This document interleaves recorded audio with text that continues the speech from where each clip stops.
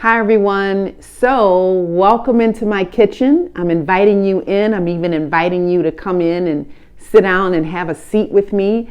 And I don't know, today is like 20 something that I have been in this house, with the exception of, going to the grocery store here and there. I have been sheltering in place, as I'm sure you have been too. And I want to say that we will make it through this time.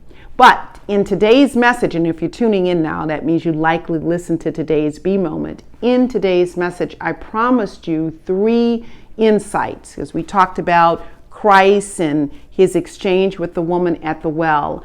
The first insight that I want you to take away is to remember. And I think what's interesting is that Christ gets into this beautiful exchange with the woman at the well. And remember, she comes to the well with her pail to fetch this water. But after he reveals to her that he is the Messiah, after he reveals to her that, look, you can drink this kind of water from the well, but if you drink this kind of water, you're going to thirst again. But if you partake of my living water, you will never thirst again. She was so moved by that she ran back to tell her entire town. So what's interesting is she forgot her drinking water at the well. We forget his living water because we have so many other priorities that compete for his time in our lives. And so Holy Week is always a time to go back, to remember his living water, to remember who he is in our life. That's the first takeaway that I want you to keep with you this week. The second one is, I think about her worth.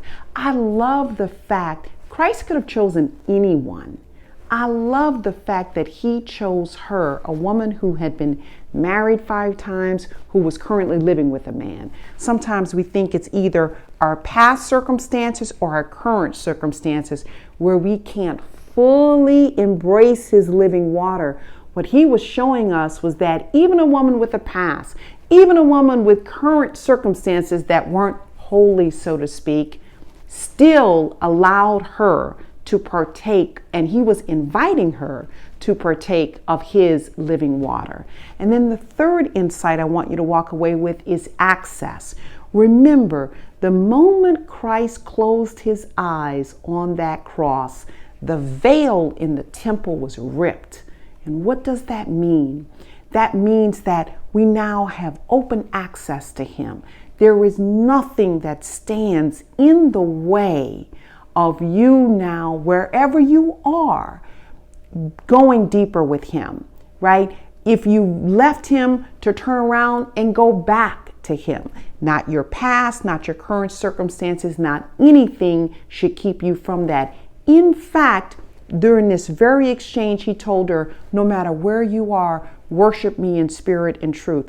And that's what I want to leave for you for Sunday, because we know no churches will be open this Easter Sunday. Never in my life has church been closed on an Easter Sunday. It is this Sunday.